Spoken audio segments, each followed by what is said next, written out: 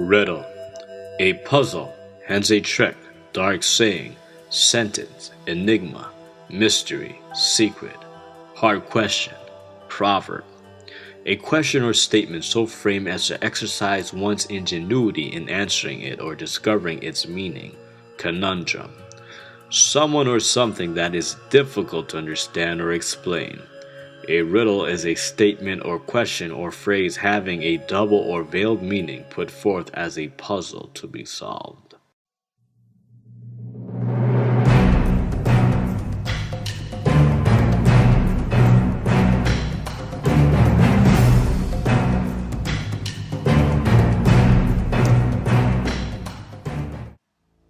It is the glory of God to conceal a thing, but the honor of kings is to search out a matter.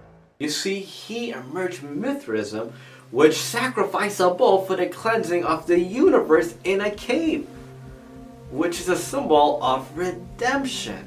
You see, when you emerge Apollos and Mithraism, you get sunlight and you get a sacrifice that's under a cave. That is exactly what happened with Jesus Christ. You see, Constantine did a counterfeit of Samson's riddle. You see, Jesus died at Skull Hill, and underneath where he died was the Ark of the Covenant, which was under a cave 20 feet under. So when there was an earthquake, when the soldier pierced him, his blood fell and dropped on the mercy seat. Wow, isn't that so interesting? Wow. You see, Jesus is the Lord of the Sabbath. Jesus is the God of sunlight.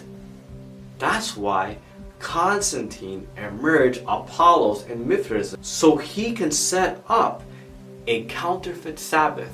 So interestingly enough, Constantine, for the first time in history, in all of history records, passed what was called a national Sunday law. He passed a Sunday observance. On the venerable day of the sun, let all the magistrates and people residing in the cities rest, and let all the workshops be closed. That is exactly what Satan wanted him to do, to set up his spurious Sabbath, the father of lies. Constantine, which is spiritually the son of perdition, receives homage and glorifies Satan. And now, this legacy of observance of Sunday has now been carried on in the church. Brothers and sisters, this is really disturbing. But rather, again, I have to share you the truth in love. Constantine is the first pope, but he doesn't represent Jesus Christ. He actually represents the son of perdition, or Judas Iscariot, who betrayed his Lord and Savior for money. And today, Constantine is a representation of Judas Iscariot as the son of perdition, because he sold the true meaning of Samson's riddle, the true meaning of the Lord's Supper, and to glorify Satan. And today, this is what's been happening mysteriously in the church. The question is, do the popes also believe Samson's riddle? Do they know Samson's riddle? Are they following in the footsteps of Constantine and many of the clergymen? Whether they're aware of it or not, do they worship Lucifer?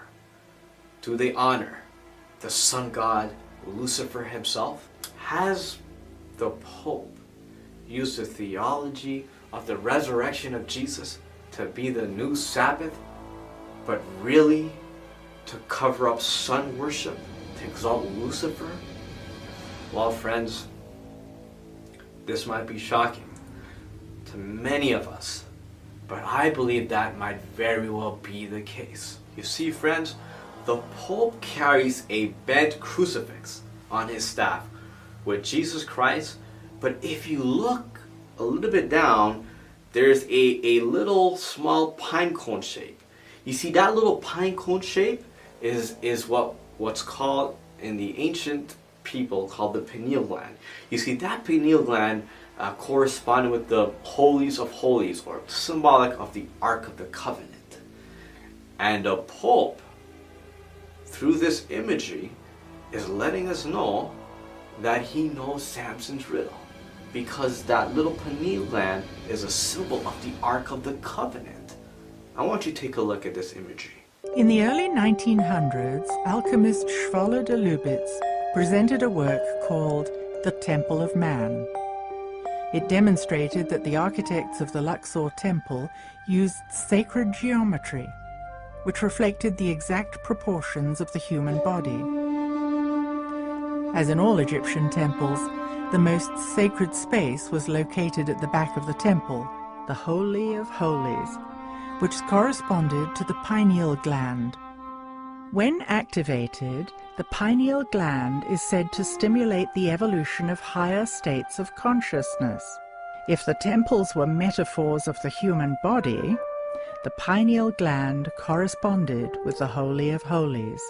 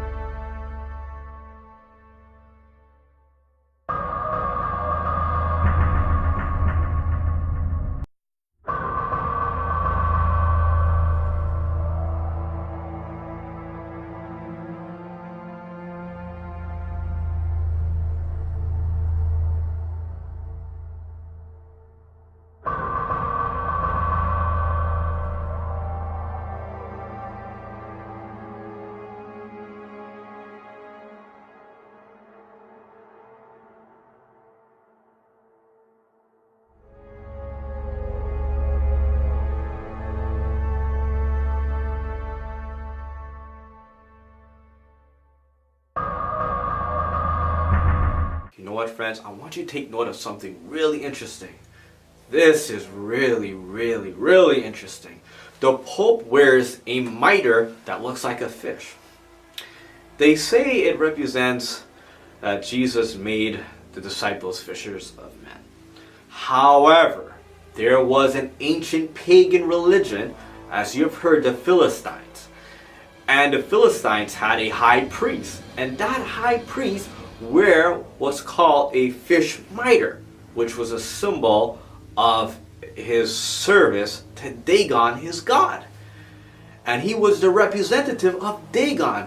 And Dagon is a representative of Satan, or the dragon. Isn't that interesting? Wow! Anyways, it seems that the Pope is wearing this fish mitre because he himself represents his God is not Jesus, but the dragon, Satan himself.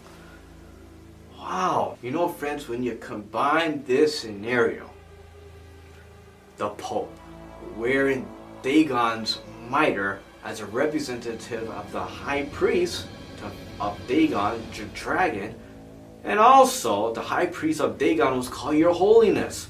You know, it reminds me of the vision of Samuel. When the Ark of the Covenant was taken away, the Philistines brought it into the house of Dagon. But Dagon's head was cut off, and his hands were cut off, and he bowed before the Ark.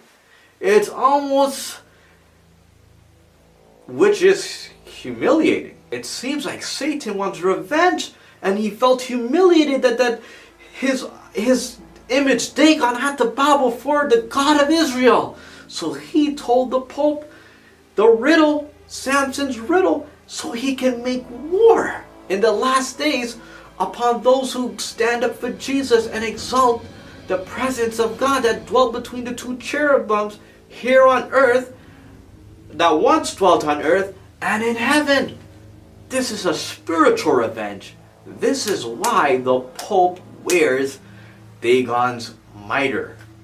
Is he sympathizing with Lucifer? Take a look at the Pope's imagery.